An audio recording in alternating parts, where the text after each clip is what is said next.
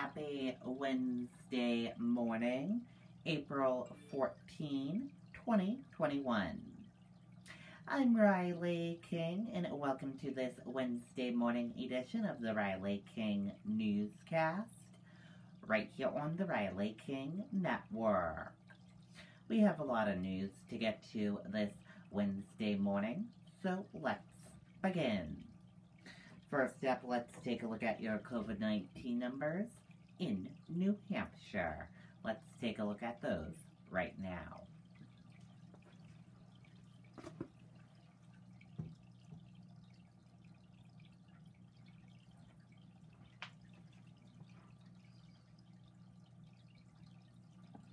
And here is a check of those COVID-19 numbers for all of you in New Hampshire. There are 89,605 number of people in New Hampshire have tested positive for COVID-19.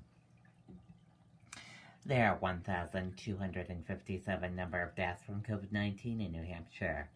And there are 123 current number of hospitalizations for COVID-19 in New Hampshire. And that's a look at the COVID-19 numbers in New Hampshire.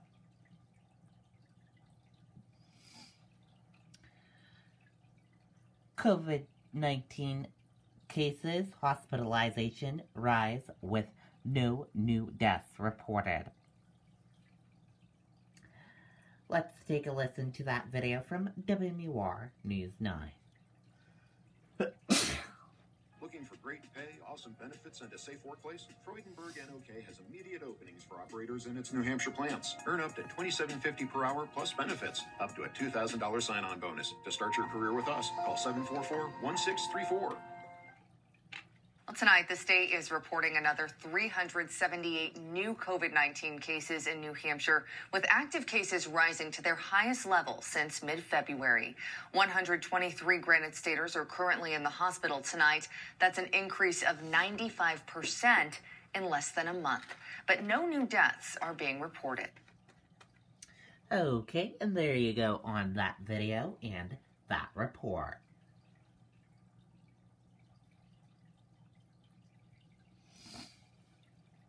Trial date set for man accused in Pelham church shooting. Let's take a listen to that video from WMUR News 9.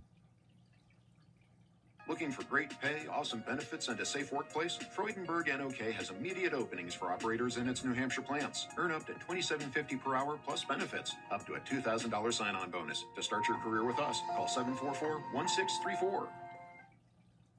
I've received a motion to pro se, which is to proceed pro se. Dale Holloway appeared in court intending to represent himself at his upcoming trial on charges related to a 2019 church shooting in Pelham. But after a closed-door discussion between Holloway, his lawyer, and Judge Charles Temple, Holloway changed his mind and decided to keep attorney Michael Zano to defend him. At this point, it's certainly my view that based on the length of the pretrial detention in this matter, that Mr. Holloway's case has to be given a level of priority in terms of jury trial scheduling. In 2 weeks, attorneys will argue a writ of habeas corpus in this case, with Holloway's lawyers saying his pretrial detention of almost a year and a half amounts to improper punishment without a trial, and will ask that he be released pending his September trial date. Prosecutors told the judge today how long they think this case will take. Your Honor, this case will take at least a week. Our list of potential witnesses is over 160 people. I don't expect that we would call all of them, but there will be numerous witnesses. Holloway is already representing himself in a case regarding his alleged assault on his first lawyer. That trial is scheduled for June. Reporting live, I'm Andy Hirschberger, WMUR News. Okay, and there you go on that video and that report.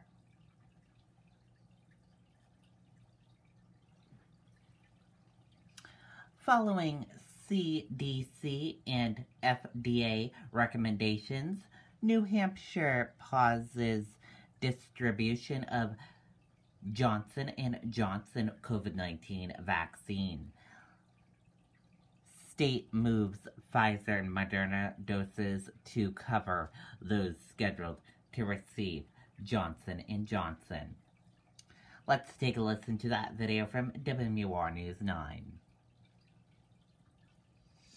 Looking for great pay, awesome benefits, and a safe workplace? Freudenberg NOK has immediate openings for operators in its New Hampshire plants. Earn up to $27.50 per hour plus benefits, up to a $2,000 sign-on bonus. To start your career with us, call 744-1634.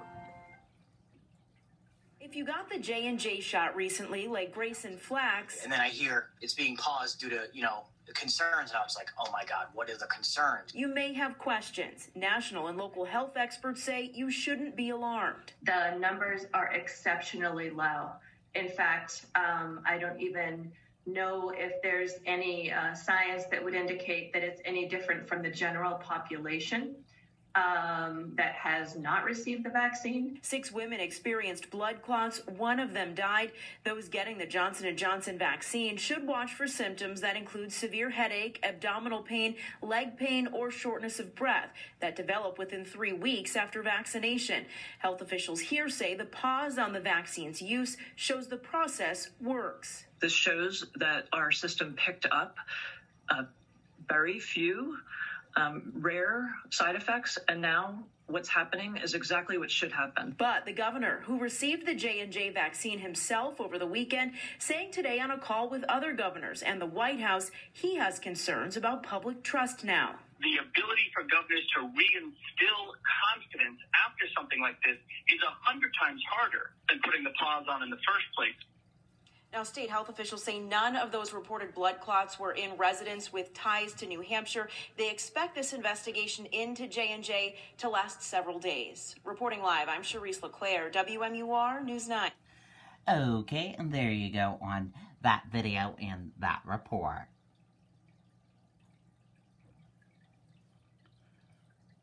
Republican Boyd wins New Hampshire House seat in closely watched Merrimack special election.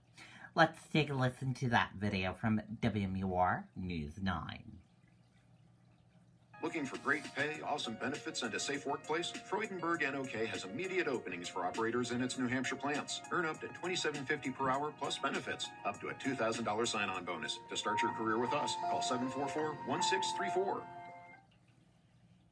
Economic Amendment 2021, Republicans will hold on to the State House seat vacated by the death of former House Speaker Dick Hench. Former Merrimack Town Councilor Bill Boyd beat Democratic former State Rep Wendy Thomas by about 400 votes in today's special election.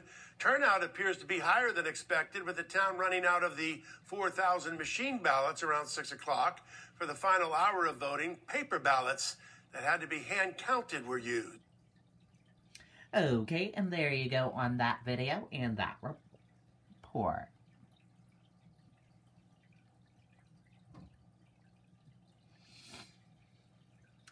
Some high school athletes' parents push for end to mask wearing during sports. Let's take a listen to that video from WMUR News 9. Looking for great pay, awesome benefits, and a safe workplace? Freudenberg NOK has immediate openings for operators in its New Hampshire plants. Earn up to $27.50 per hour plus benefits, up to a $2,000 sign-on bonus. To start your career with us, call 744-1634. The track and field coach at Pembroke Academy says he was fired last week for not being willing to have his runners wear a mask, which is being recommended by the NHIAA. Since then, more than 100 people have contacted him to show their support, including the Epsom middle school track coach who just resigned. I didn't feel right asking kids to wear masks while running outside. It just doesn't make sense to me. It's encouraging to hear from other people who think the same way and are trying to do something about it.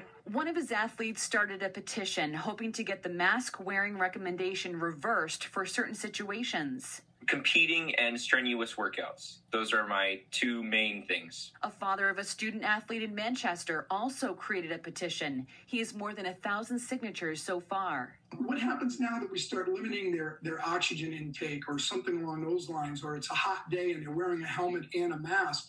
You know, are we going to get cases of heat exhaustion or sports-induced asthma? We are told their concerns are being acknowledged. We're certainly open to that criticism and hearing those things, but we have been meeting constantly. We will continue to meet.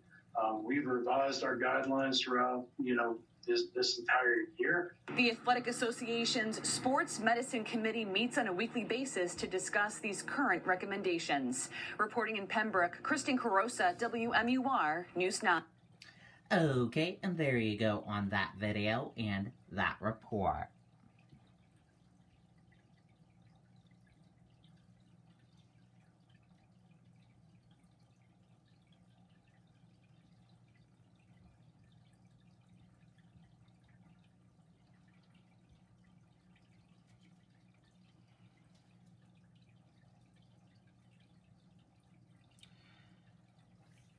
How Treasure Coast police are trained to use tasers.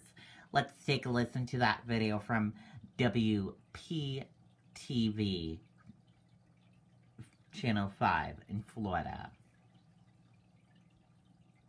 We wanted to know how local law enforcement is trained to use tasers versus guns. WPTV News Channel 5, Sabira Rayford got a demonstration from a South Florida police sergeant. Here in Stewart, we got an up-close look at their procedures. They say their number one priority is safety. Stewart Police Department, like every law enforcement officer in the country, would carry a firearm. Stewart Police carries a Glock 21, which is a .45 caliber semi-automatic pistol. We also have oleoresin capsicum, which is better known as pepper spray. We also carry a taser.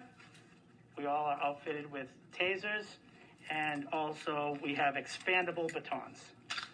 Show me what the taser looks like and describe how it feels. The latest model of taser, as you can see, the hand grip is much smaller than it would be on a firearm. It's very, very light compared to a firearm. So our firearms are located on our duty belts on our strong side, and our tasers are always required by policy to be located on our weak side. As you can see, the lasers come out of the taser, and that is where the prongs will hit. And in what situations is it common to use a taser? Well, based on our policy, the subject needs to be actively resisting a lawful arrest. And finally, what's your message to the people of Stewart? Well, the Stewart Police Department has utilized tasers for over a decade. They're great tools, but they're also something that officers need to be very well trained on, very educated on, and also understand that these tools that we have are our last choice. We want to obviously do our jobs, but do it in the safest manner, not only for the officers, but obviously the citizens and the public. Reporting in Stewart, I'm Sabir Rayford. Back to you. Backcountry, this is Hannah. How breathable are the tanks and teas Backcountry makes? Okay, and there you go on that video and that report. And that does it for this Wednesday edition of the Riley King Newscast, right here on the Riley King Network. I hope you all have a great rest of your day, and I'll see you back here tomorrow for another newscast. I'll have a news report coming up in a little bit. Goodbye, everyone.